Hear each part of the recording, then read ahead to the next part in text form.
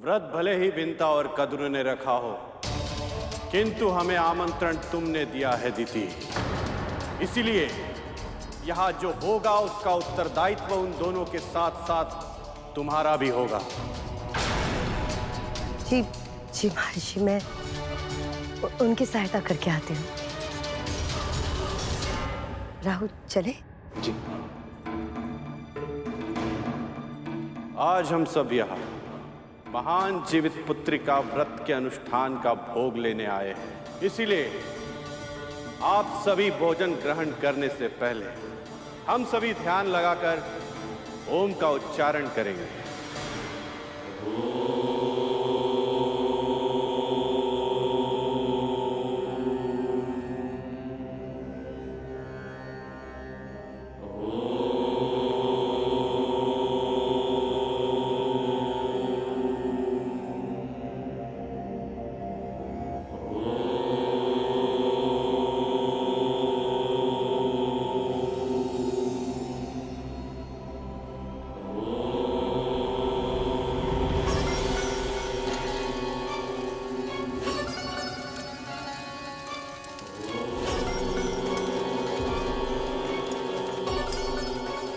ये गरुड़ कहाँ रह गया?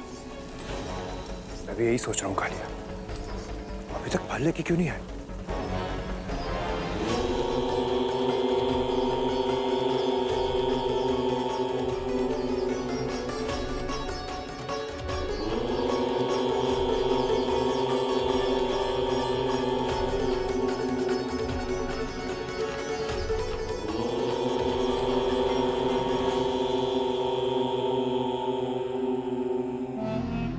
जब ये महर्षि आवेश में आकर अपनी पत्नी को वृक्ष बना सकते हैं, तो सोचो राहुल, क्रोध में आकर ये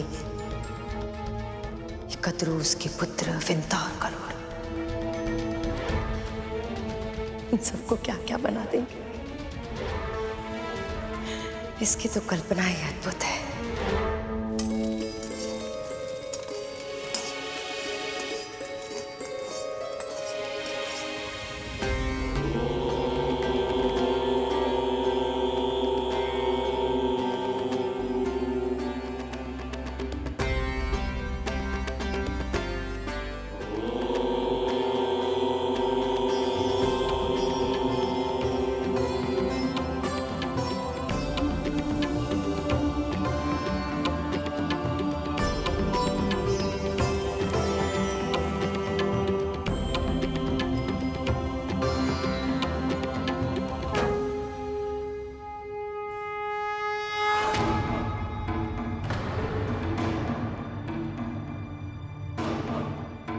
कुछ भोजन भी मिलेगा या ऐसे ही लौटना पड़ेगा?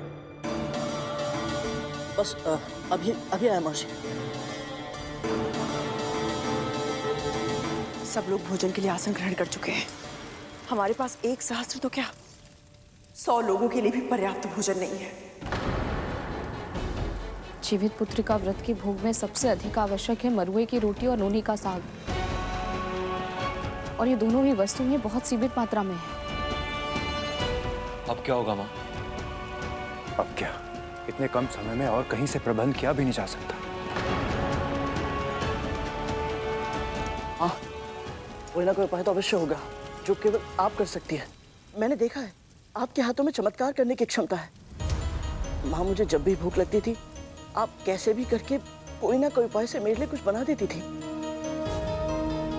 माँ, कुछ कीजिए ना माँ, आपसे अपेक्षा है। ये तो तेरा अपनी माँ के लिए स्नेह है गरुड़, तभी तुझे लगता है कि मैं करती हूँ, पर करने वाली तो केवल माँ अन्नपूर्णा है। अन्न की देवी हैं वो। उनकी महिमा इतनी अद्भुत है कि स्वयं महादेव शिव शंकर भी उनके भोजन के लिए भिक्षुक बन गए थे। इसलिए मुझे पूरा विश्वास है, यदि हम पूरे मन से माँ अन्नपूर्णा का ध्यान करें, उनसे प्रार्थना करें, तो हमें हमारे प्रयासों का फल अवश्य मिलेगा। ये सब करने से हमारी समस्या का समाधान कैसे होगा वो मैं नहीं जानती, किंतु हाँ, माँ अन्नपूर्णा अन्न की देवी है। मैं प्रार्थना अवश्य करूंगी उनसे।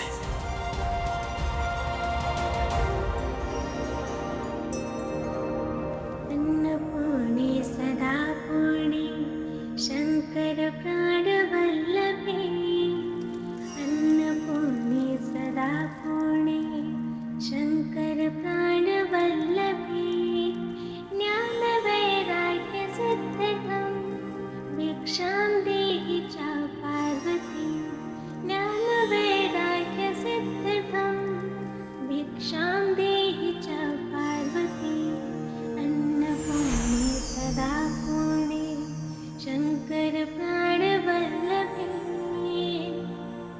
माता च पार्वती देवी पिता देवो महेश्वरा माता च पार्वती देवी पिता देवो महेश्वरा बान्धवाशु भक्ताशु स्वदेशो भुवनत्रयं बान्धवाशु भक्ताशु स्वदेशो भुवनत्रयम्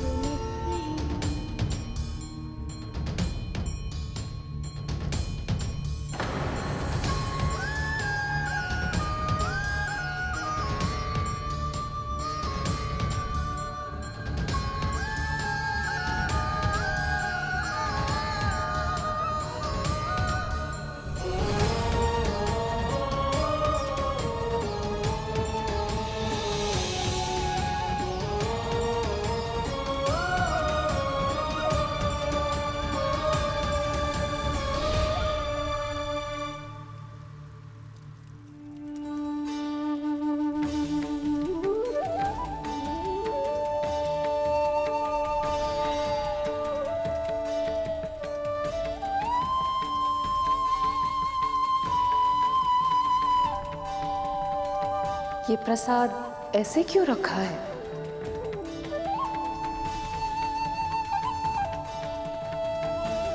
माँ, आप कौन है? माँ कहा है तो माँ ही समझ लो।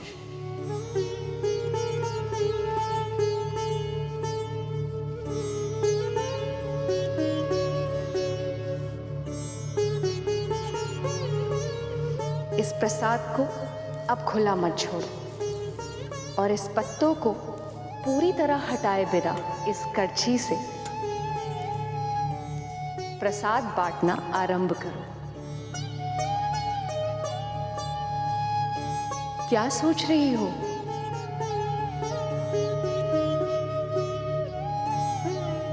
अतिथि भूखे हैं, जाओ भोग खिलाओ उन्हें।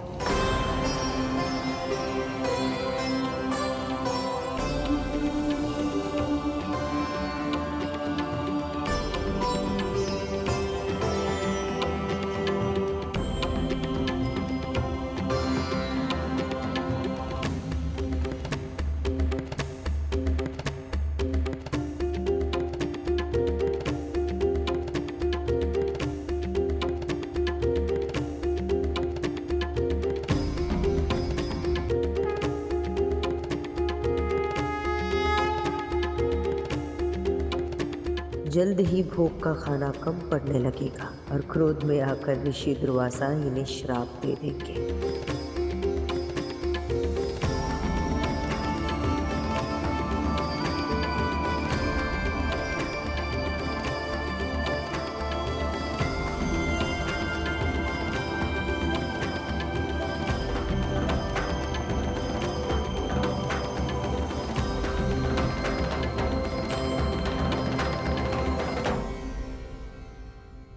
स्वादिष्ट व्यंजन, अद्भुत स्वाद।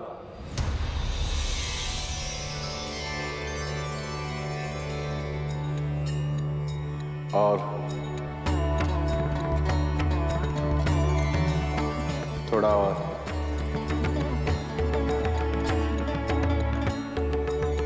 जिस क्रोध की आंधी की आशंका थी वो शीतल व्यार में बदल गई।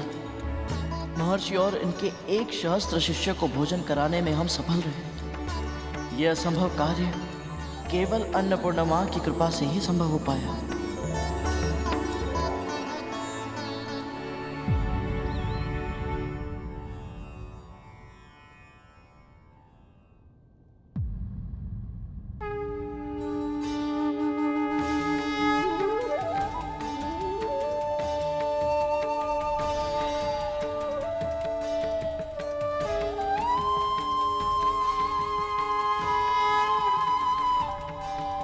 मां अन्नपूर्णा, आप स्वयं आई और हमारे बनाए भोजन को अपना आशीर्वाद दिया।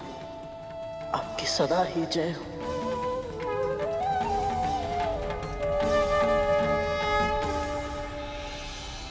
बहुत ही स्वादिष्ट भोजन था, आनंद आ गया।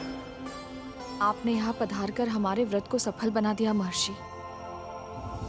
आज तुमने मेरी और मेरे शिष्यों की सेवा की, इससे मैं बहुत प्रसन्न हो गया कद्रू।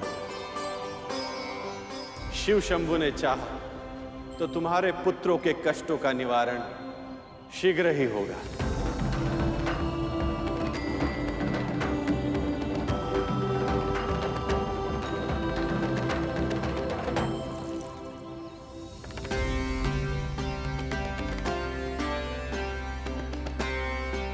तुम दोनों में अपार संभावना है। शंभु की कृपा से तुम अपनी योग्यता के सबसे ऊंचे शिखर को प्राप्त करो। इतने शक्तिशाली बनो कि संसार तुम्हें सदा स्मरण रखे।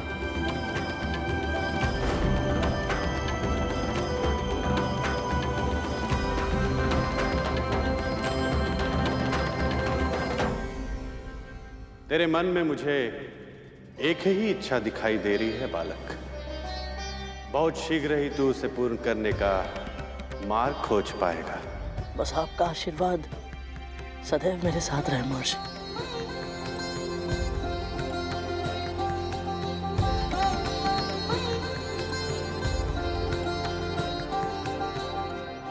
मुझे आमंत्रित करने के पीछे भले ही तुम्हारी नीयत अच्छी नहीं थी, पर मुझे तुम्हारे कारण ऐसा भोजन करने का सौभाग्य मिला जिसे स्वयं मां अन्नपूर्णा का वरदान मिला था।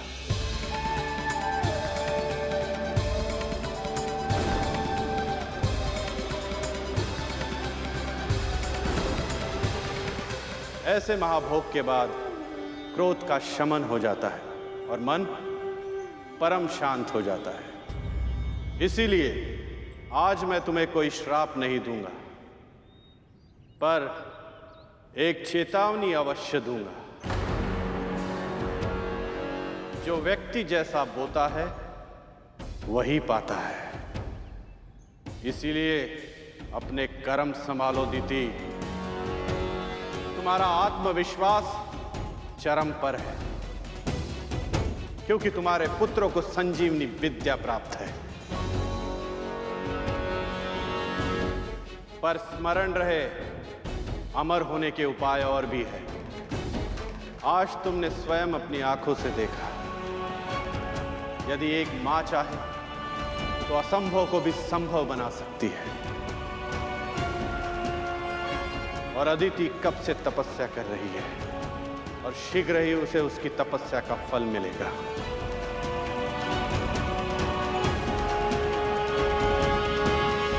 पर उसका परिणाम तुम्हारे पुत्रों के लिए कैसा होगा, यह तुम्हारे कर्मों पर निर्भर करता है।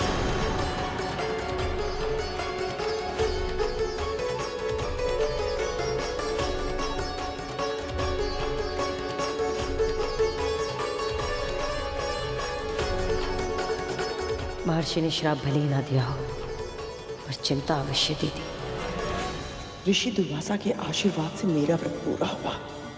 अब मेरे पुत्र शीघ्र ही स्वस्थ हो जाएंगे। तक तो धूमर, शिशु नंदी, भूत नंदी, सब लोग उठो।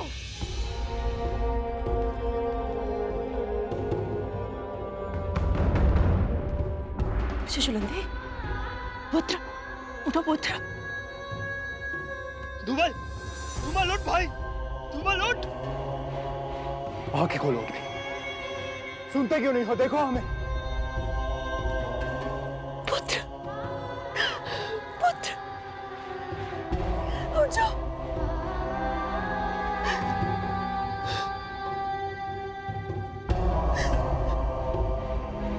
कालिया, अपने भाई से बोलो ना उठने के लिए।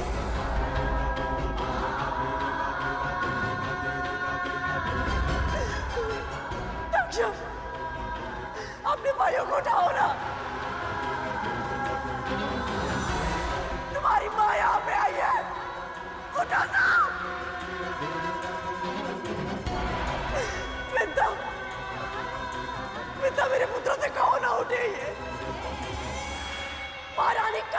आदेश है, उठा दो।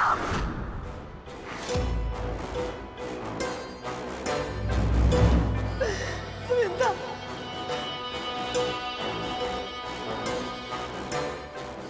गोविंदा, महर्षि दुर्वासा के आशीर्वाद से तेरे पुत्र को तो असीम शक्तियां मिल गई थी। फिर उनका आशीर्वाद मेरे पुत्र में फलीभूत क्यों नहीं हो रहा है? मैंने अपना व्रत भोग आचार विचार व्यवहार सब नियम के अनुसार किया। कई ऐसे अवसर आए जब मैं क्रोधित हो सकती थी, अनुचित व्यवहार कर सकती थी, किसी के भी मन को दुखा सकती थी। मैंने अपने ऊपर संयम रखा मिलता, फिर भी मेरे पुत्र स्वस्थ नहीं हो रहे। क्यों मिलता, क्यों? बोलो ना उनको उठने के लिए उठ जाए। बोलो बोलो मिलता, बोलो।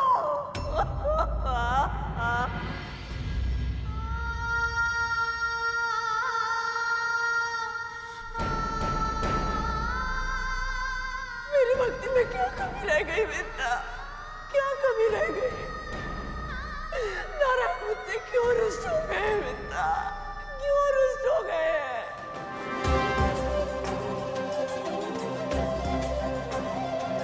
उठ जाओ, उठ जाओ।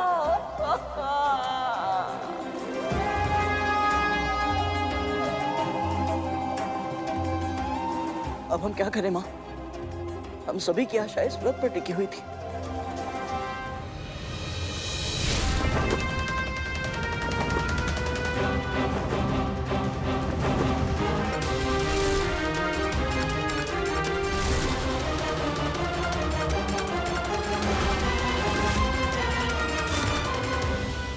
पर अब तो जाओ, बिल्कुल जाओ।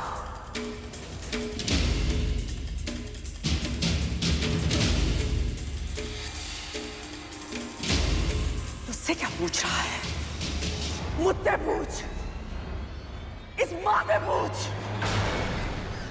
आज मेरे पुत्रों की दशा तेरे कारण हुई है गरुड़, तेरे कारण।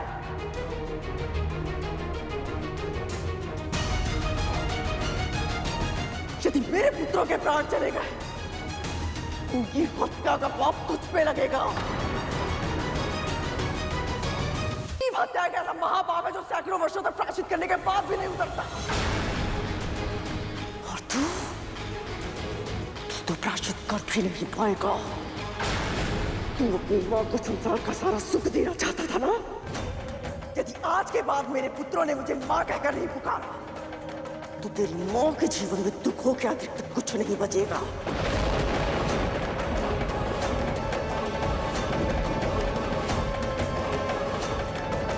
यदि इतनी अल्पायु में मेरे पुत्र काल के गाल में समा गए, तो तू भी सुखों से भरपूर परिपूर्ण जीवन नहीं जी पाएगा।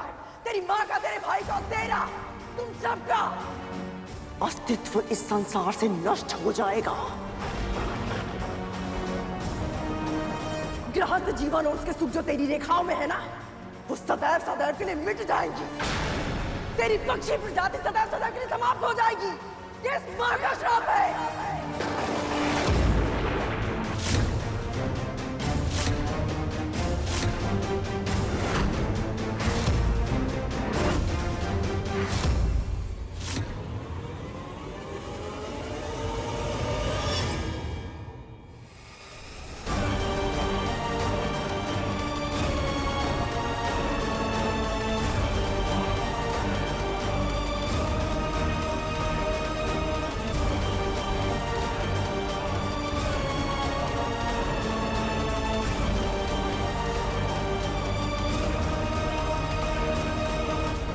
गृहस्थ जीवन और उसके सुख जो तेरी रेखाओं में है ना, वो सदैव सदैव के लिए मिट जाएंगी। तेरी पक्षी प्रजाति सदैव सदैव के लिए समाप्त हो जाएगी। ये इस मां का श्राप है।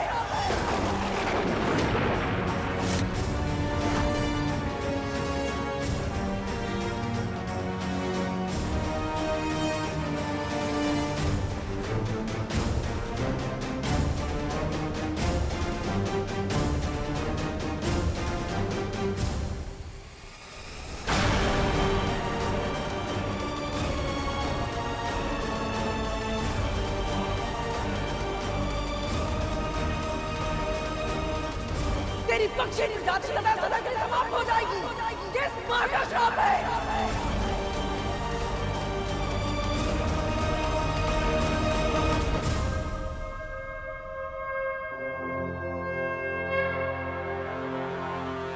ऐसे मुस्कुरा क्यों रहे आप प्रभु?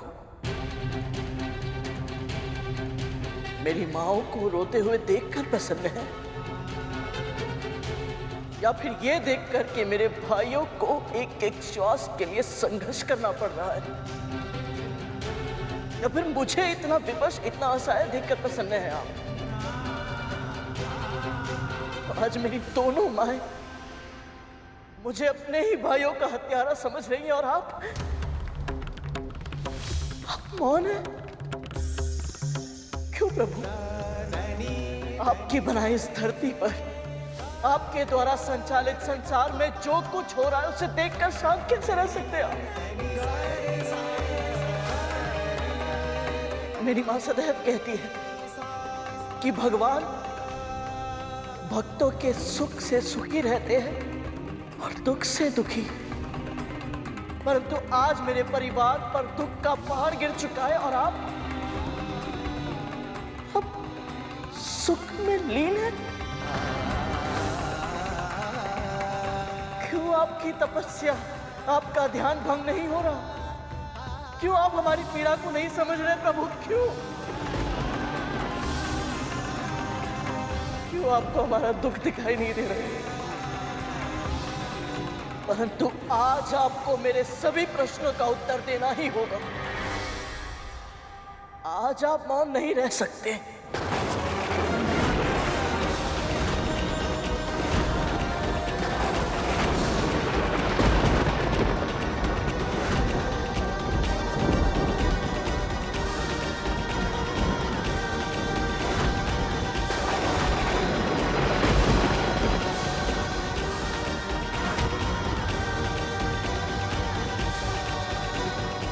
मेरी माँ ने सदैव आपकी ही भक्ति की है प्रभु, और वो सदैव यही कहती है जहां सत्य होता है ईश्वर भी वही विद्यमान होते हैं।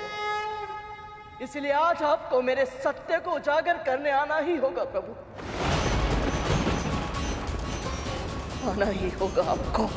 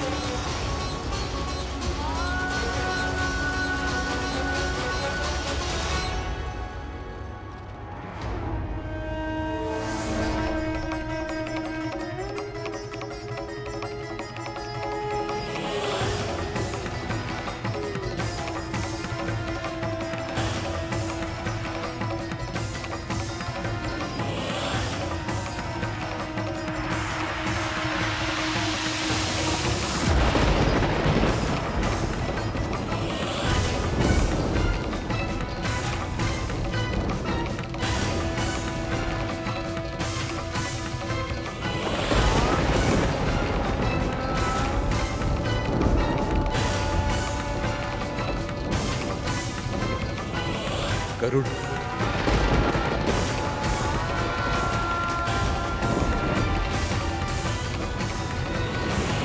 गरुड़,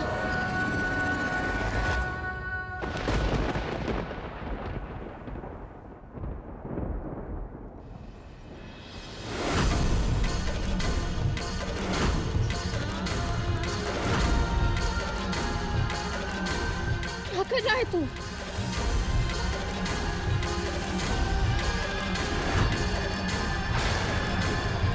गरुड़, स्वयं को कष्ट देने से क्या होगा? तेरा हाथ जलने से तेरे नाक भाइयों के घाव भर जाएंगे।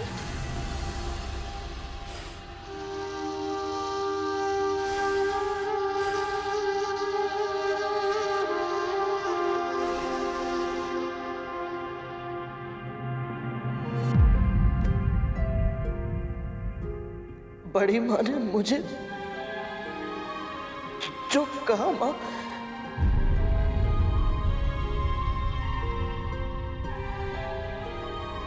चुप हो जा पुत्र, चुप हो जा।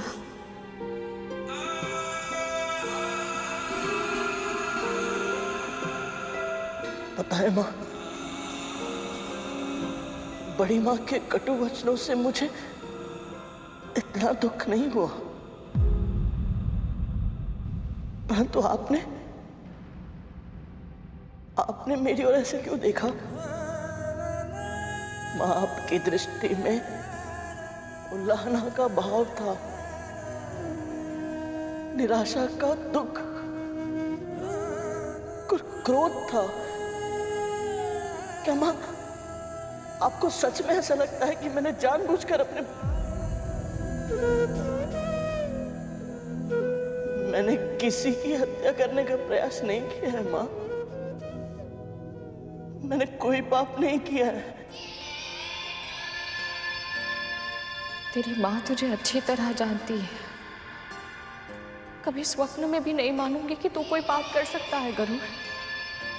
मैं तो बस तेरे लिए चिंतित थी। मेरी दृष्टि में जो उल्हाना का भाव तूने देखा वो मेरे लिए था। निराशा महारानी के लिए और क्रोध उस नियति के लिए था जिसके कारण तुझ पर इतना बड़ा आरोप लगा। तेरी माँ तुझे पहचानती है, तुझ पर अखंड विश्वास करती है तेरी माँ।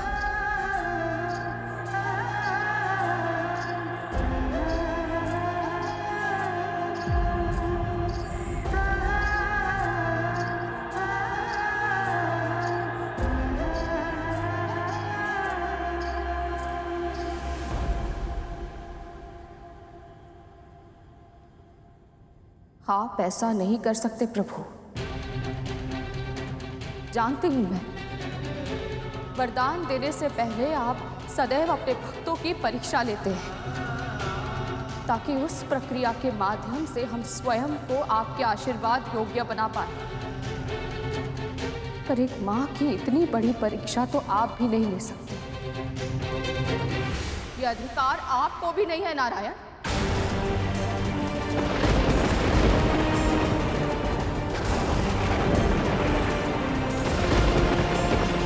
कैसी अनहोनी के संकेत हैं प्रभु? मैं जानती हूँ आप समाधि में लीन हैं, पर आज आपको अपने भक्त की पुकार, एक माँ की पुकार सुननी ही होगी।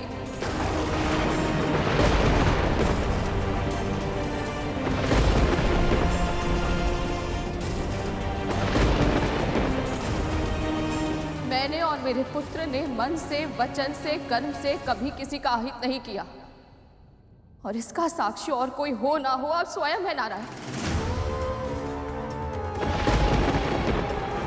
फिर भी आज मेरे पुत्र के मस्तक पर जीव हत्या का कलंक लग रहा है। एक दुखी मां ने क्रोध में आकर उसे ऐसा भयानक श्राप दे दिया जिससे उसका पूरा जीवन प्रभावित हो जाएगा। जीवन जीने का, अपने वंश को बढ़ाने का अधिकार सभी प्राणियों को सहज प्राप्त है प्रभु, पर मेरे पुत्र और उस दुखी माँ के पुत्रों का यह अधिकार नियति छीन रही है, और आप समाधि में बैठकर ये सब होते हुए बस देख रहे हैं। नहीं प्रभु, ये अन्याय नहीं होने दे सकते आप। आपको सत्य का साथ देना ही होगा।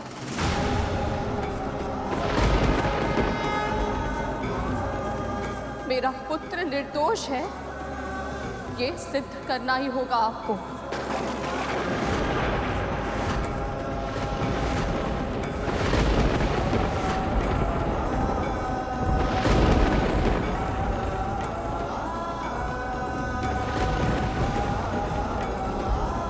आप ही ने माँ को सबसे अलग बनाया है ना प्रभु। जब एक स्त्री माँ बनती है ना, तो केवल उसके तन में नहीं, उसके मन में, उसके हृदय में, यहाँ तक कि उसकी आत्मा में भी परिवर्तन आ जाता है। उसमें सृजन की शक्ति आ जाती है, और आज उसी शक्ति का आह्वान करते हुए मैं आपको पुकार रही हूँ। आप मेरी इस पुकार को अनसुना नहीं कर सकते प्रभु।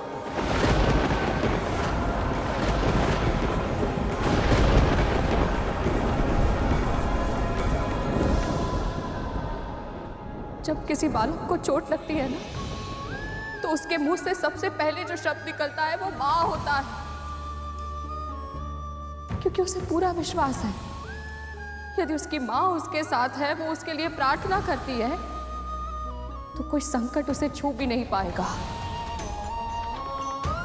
आज यदि आपने मेरी विनती को अनसुना कर दिया ना प्रभु, तो सभी बालकों का अपनी माँ से विश्वास उठ जाएगा। और यदि ऐसा हुआ तो भक्तों का अपने भगवान के ऊपर विश्वास कैसे बचेगा नारायण? आपकी सृष्टि का आधार ही डगमगा जाएगा। आज एक भक्त को अपनी भक्ति पर शंका हो रही है। यदि आज आपने इस भक्त की पुकार नहीं सुनी तो समस्त संसार का भक्ति से विश्वास उठ जाएगा प्रभु।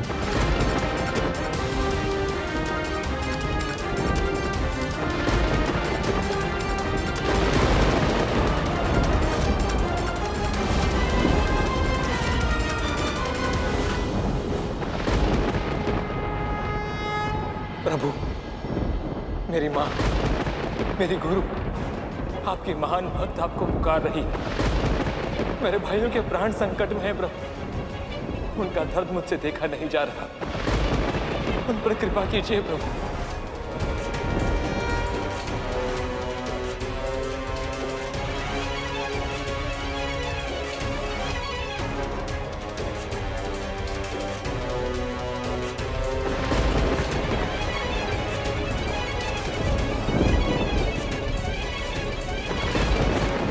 तो कृपा कीजिए प्रभु।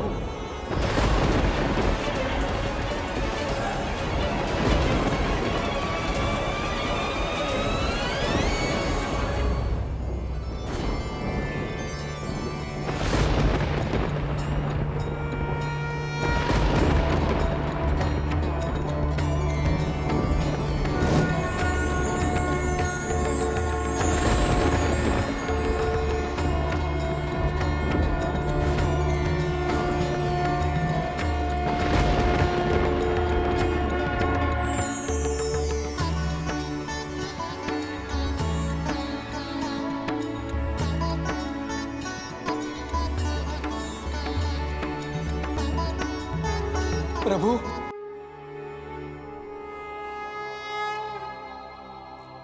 शेषनाग, मैं तुम्हारी श्रद्धा और धैर्य से बहुत प्रसन्न हूं। कहो, क्या वरदान चाहिए? आपके मुख से मेरा नाम सुन के ही मैं धन्य हो गया प्रभु। मैं बस इतना चाहता हूं कि सदैव आपकी सेवा कर पाऊं, आपके निकट रह पाऊं। इससे अधिक और कुछ नहीं चाहता प्रभु। शेषनाग, इस संसार का एक अद्भुत नियम है, जिसे कुछ नहीं चाहिए उसे ही सब कुछ मिलता है। वैसे मेरी तुम्हारे साथ पहचान अधिक समय से नहीं, किंतु जब से लक्ष्मी मुझे छोड़कर गई तब से तुम मेरे साथ हो। एक भाई की भांति तुमने मेरा ध्यान रखा है। इसलिए जब जब मानव कल्याण के लिए मुझे संसार में अवतरित होना होगा, तब तब किसी न किसी रूप में तुम सदैव मेरे साथ रहोगे। और जब जब मैं वैकुंठ में रहूंगा, तब तुम मेरी शैया बनोगे। अपने भाई की गोद में विश्राम करके मुझे रक्षा और शांति का आभास होगा, और तब मैं सृष्टि का संचालन और भी आसानी से कर पाऊंगा। यदि ये आपको स्वीकार हो तो। प्रभु, जिसकी कल्पना भी न की थी, आपने वो आशीर्वाद दिया है मुझे जो संसार को सुख देते। यदि मैं उन्हें तनिक भी सुख और विश्राम दे पाऊं, तो इससे बड़ा सौभाग्य क्या होगा मेरे लिए।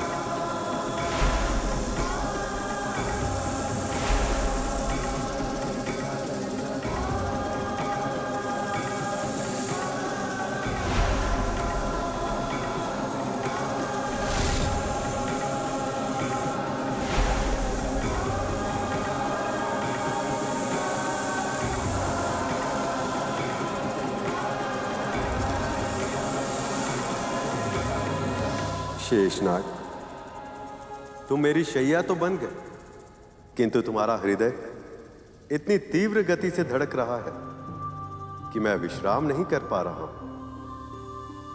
बताओ, तुम्हारा हृदय इतना विचलित क्यों है? क्षमा कीजिए प्रभु, पर जो भी मन में है निसंकोच कहो शेष। प्रभु, आपके समाधि से बाहर आने से पहले जो व्यथा मेरे मन में थी वो अब भी वही है। पृथ्वी पर जो कुछ भी हो रहा है उसी से मेरा मन विचलित है प्रभु। तुम मेरा आसन तो बन गए, किंतु माया के जाल से अब भी जकड़े हुए हो शेष। सारा संसार छोड़ दिया, पर मां तो संसार से ऊपर होती है ना प्रभु। मेरी मां कद्रू ने क्रोध में आकर मेरे भाई गरुड़ को इतना बड़ा श्राप दे दिया कि मैं कुछ सोच ही नहीं पा रहा कि किसके लिए दुखी हूं। उस मां के लिए जो अपनी आंखों के सामने अपने पुत्रों को प्राण गंवाते हुए देख रही है, या उस भाई और विमाता के लिए जो निर्दोष होते हुए भी इतना अन्याय सहने के लिए विवश है। तुम्हारी पीड़ा उचित है शेष। बताओ, मन में इच्छा क्या है? मेरे भाइयों के कष्टों का निवारण कीजिए प्रभु।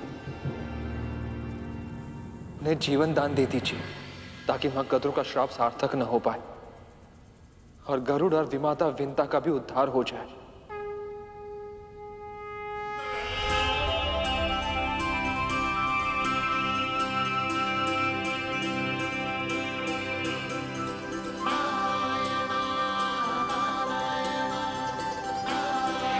आज आपको भक्तों की सहायता करने आना ही होगा प्रभु, अन्यथा मैं कभी आपकी पूजा नहीं करूंगी।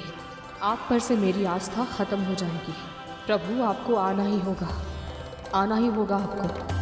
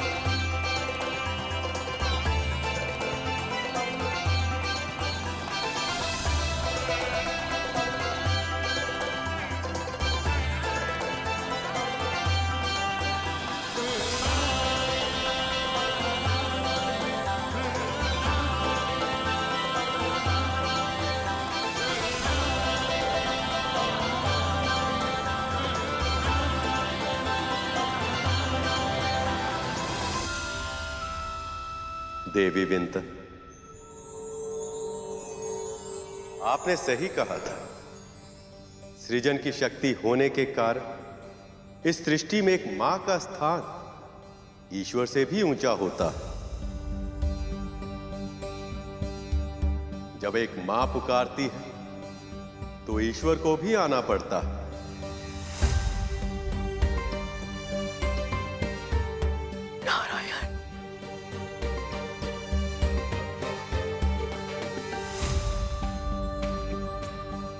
इस व्रत के लिए जिस निष्ठा का प्रदर्शन आपने और देवी कद्रू ने किया है वह सराहनीय है। और आप दोनों ने मुझे भोग देकर अपने इस व्रत को संपूर्ण नहीं किया और इसीलिए अब तक मैं आपको दर्शन नहीं दे पा रहा था।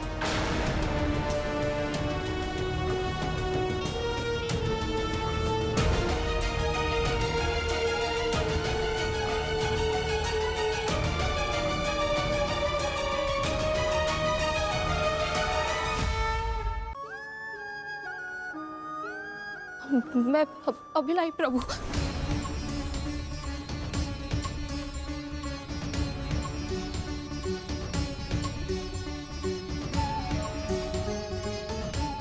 लीजिए प्रभु।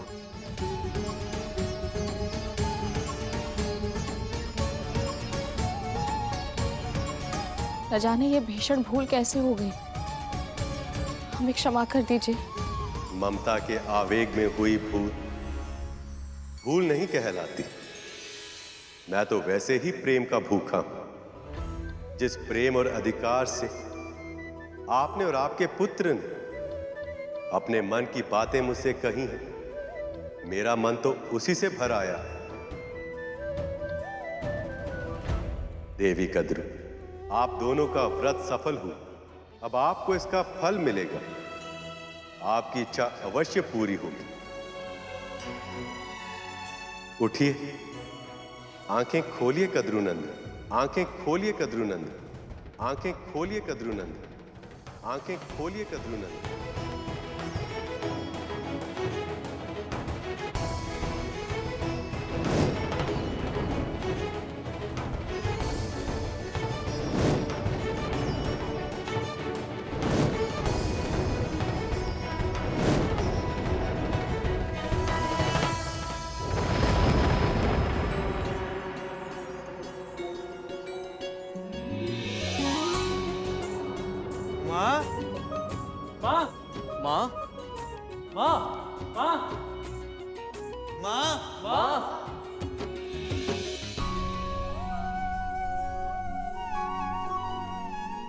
मेरे पुत्र,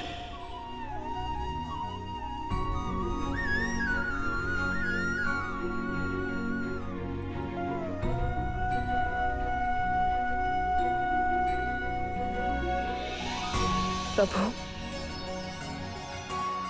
इस व्रत को सफल बनाने के लिए गरुड़ ने जो प्रयास किए हैं, उनके प्रभाव से इसका प्रायश्चित पूरा हुआ। वैसे भी सभी नाग जीवित हैं, इससे जीव हत्या ना होने के कारण देवी कद्रू का श्राप भी फलीभूत नहीं होगा। जिसके जीवन के लक्ष्य बड़े हों, उसके मार्ग में समस्याएं भी अधिक आती हैं।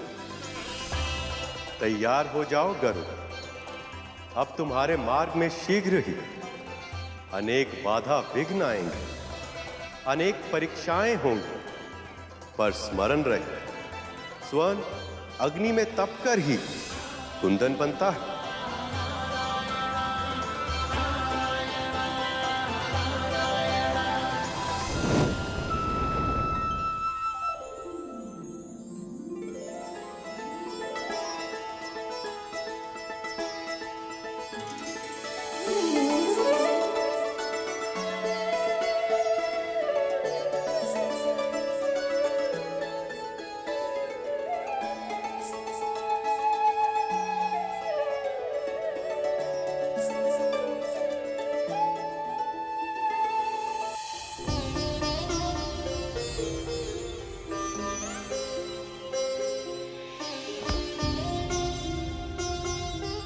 स्वस्थ हो।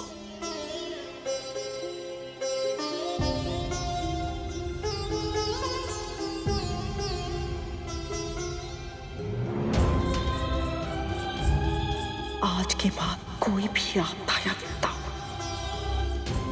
तुम सब तक नहीं पहुंचने दूंगी।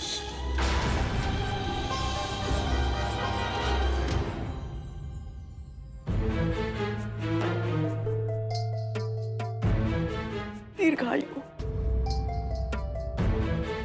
तुमने तो भयभीत कर दिया था हमें। ये तो माँ का विश्वास था जिसने हमें साहस दी। सही कहा।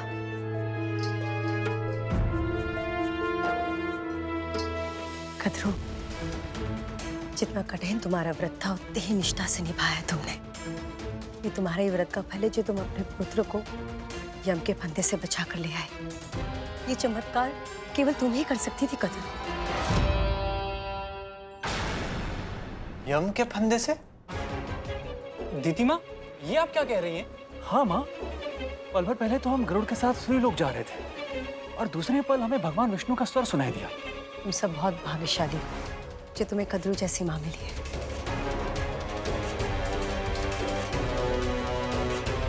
इसकी प्रार्थनाओं के कारण आज तुम सब जीवित हो, वरना वो विंता और गरुड़, उसके कारण तो तुम सब लगभग मर ही चुके थे।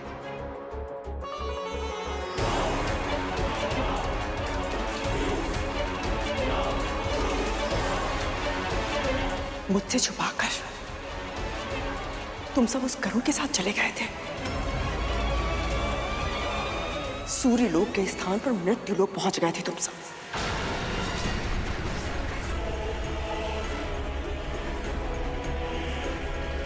इस बार तो मैंने तुम सबको सुरक्षित कर लिया, किंतु अगली बार ऐसा कुछ मत करना। अब ऐसा नहीं होगा माँ। हाँ माँ, हम आपकी आज्ञा के बिना कहीं नहीं जाएंगे माँ।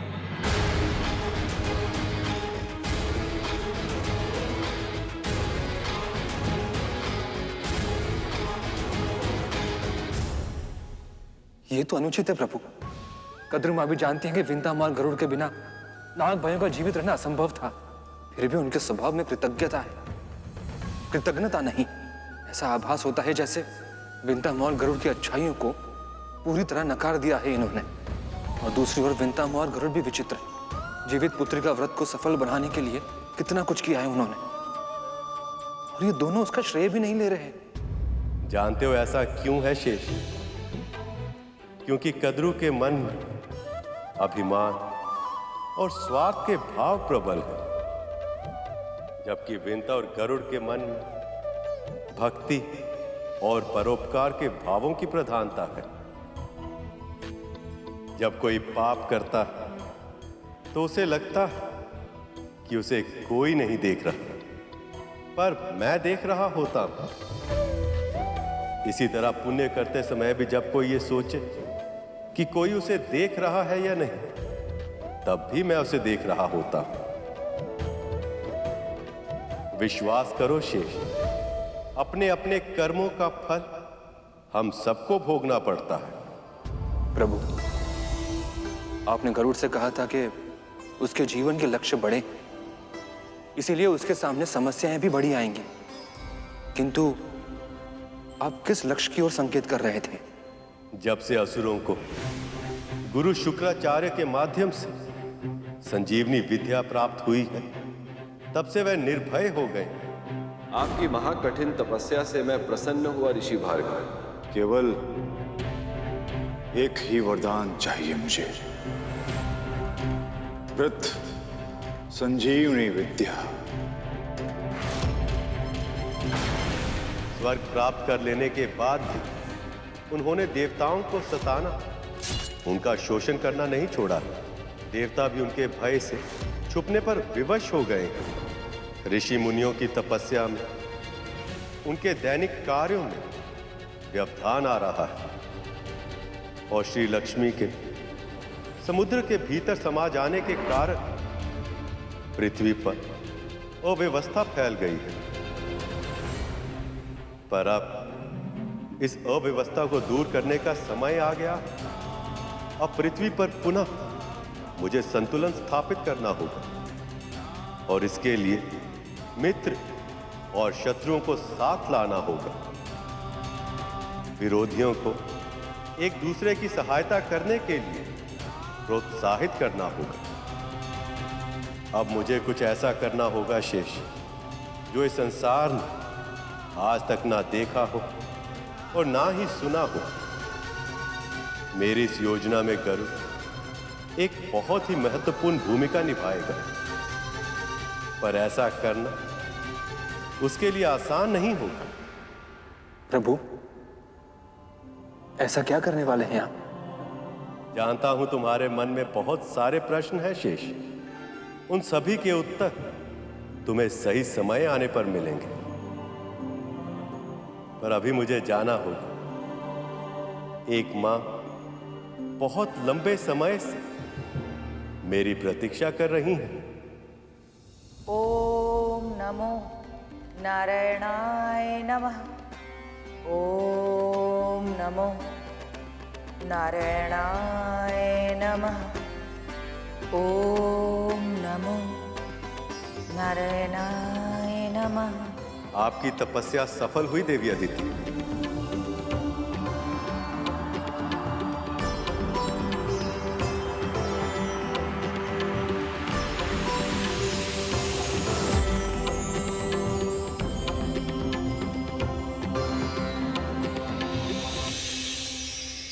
देवी अदिति, देवी अदिति, देवी अदिति, देवी अदिति।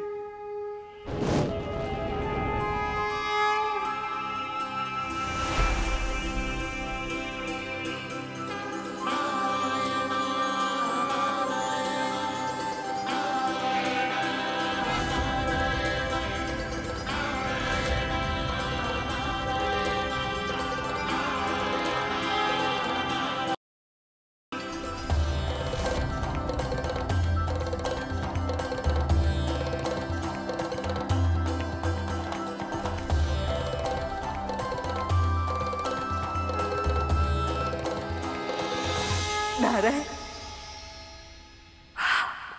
अब इन आंसुओं को पहुंचने का समय आ गया है। आपने ये भीषण तपस्या अपने पुत्रों की प्राण रक्षा के लिए, उन्हें सामर्थ्यवान बनाने के लिए और उनका खोया हुआ सम्मान उन्हें लौटाने के लिए की, पर यह तब तक संभव नहीं जब तक देवी लक्ष्मी वापस लौट नहीं आती।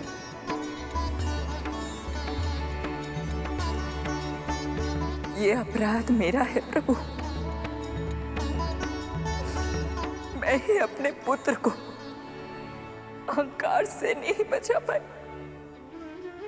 जिसके कारण महर्षि दुर्वासा का श्राप मिला। तूने विजय श्री की प्रतीक परम पूजनीय रुद्राक्ष की माला मेरे आशीर्वाद और उससे भी अधिक मेरे आराध्य भगवान शिव के वरदान का पाठ किया है। आज से तू और तेरे सभी देवता श्रीहीन हो जाएंगे। तेरा ऐश्वर्य भूमि में मिल जाएगा, श्री समुद्र में चली जाएगी। ये मेरा श्राप है तुझे। और आप और देवी लक्ष्मी विरह की असहनीय पीड़ा सहने पर विवश हो गए। देवी अदिति, पुत्र की भूल के लिए आप स्वयं को अपराधी मत मानिए। आप भली भांति जानती हैं कि प्रत्येक व्यक्ति अपने कर्मों के लिए स्वयं उत्तरदायी होता है। मैं आपकी तपस्या से प्रसन्न हूं और इसीलिए आपके पुत्रों के कष्टों के निवारण के लिए मेरे पास एक उपाय है, जिससे न केवल देवताओं का खोया हुआ मान सम्मान वैभव लौट आएगा, अपितु इस संसार में श्री भी लौट आएंगे। अब आप मेरा ये संदेश अपने पुत्रों को दें कि वे शीघ्र अतिशीघ्र मुझसे आकर भेंट करें, उनका कल्याण होगा। आपका कोटि कोटि धन्यवाद।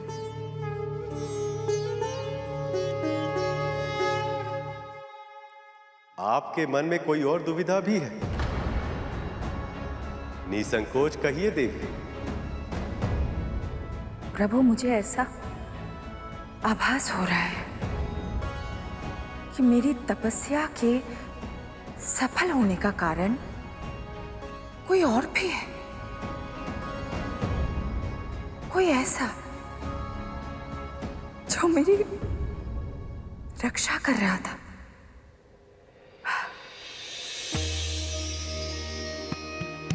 वो देखिए प्रभु।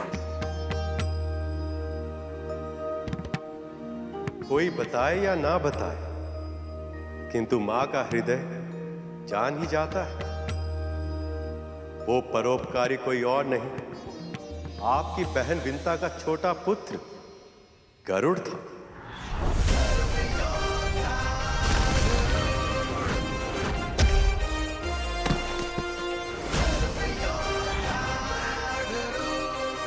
गरुड़? उसने अपने हित का विचार किए बिना असुरों के आक्रमण से आपकी रक्षा की। भविष्य में भी आपके पुत्रों की सफलता के लिए उसका साथ आवश्यक होगा।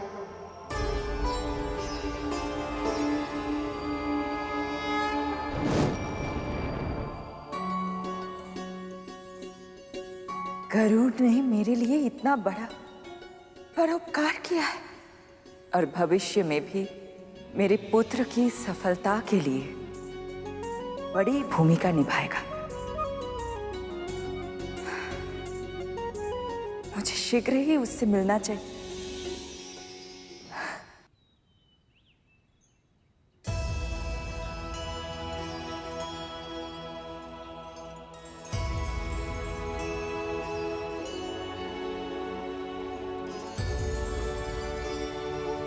माँ,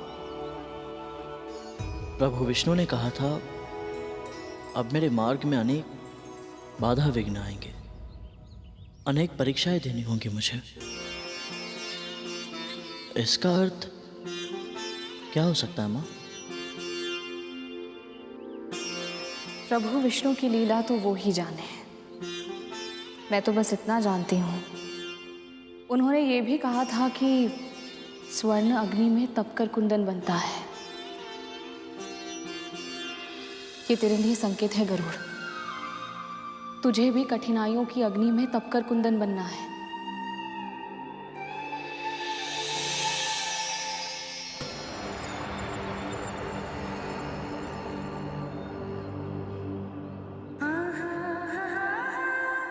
मैं पूरा प्रयास करूंगा माँ। आपकी आशाओं पर खरा उतरूंगा मैं। मुझे विश्वास है। बस कभी भी अपने भीतर मैं की भावना अर्थात अहंकार मत आने देना। सदैव यही मानना कि जो हो रहा है वो करने वाले प्रभु विष्णु ही हैं। तो केवल माध्यम है और कुछ नहीं।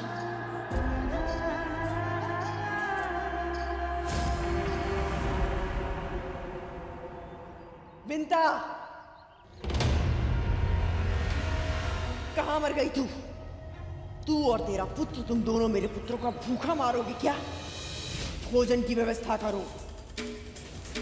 अब पता चलेगा गरुड़ और विंता को अपना असली स्थान। एक दास चाहे कुछ भी करे, वो दास ही रहता है।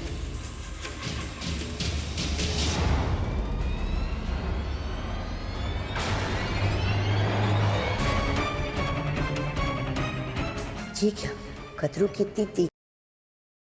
ये असर नहीं हुआ। विंता जी, राजकुमार और साग मांग रहे हैं। हाँ, दोबारा बना दिया है, वहां रखा है। विंता जी, लड्डू वो रखे हैं, ले जाओ।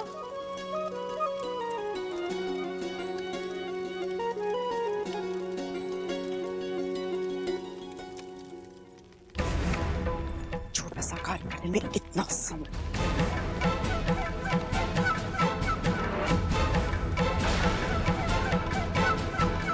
खीर बनने में कितना समय है?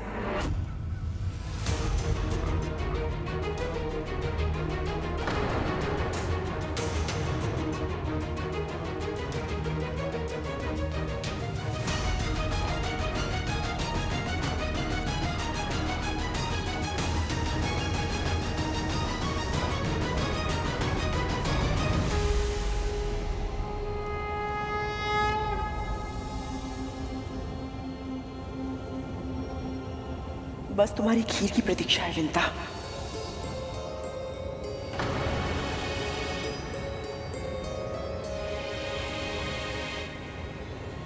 तुम्हें तो पता है ना मेरे पुत्रों को खीर कितनी प्रिय है।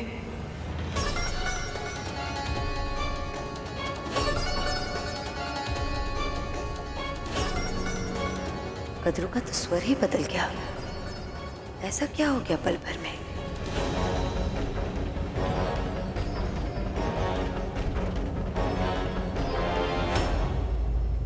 अदिति दीदी,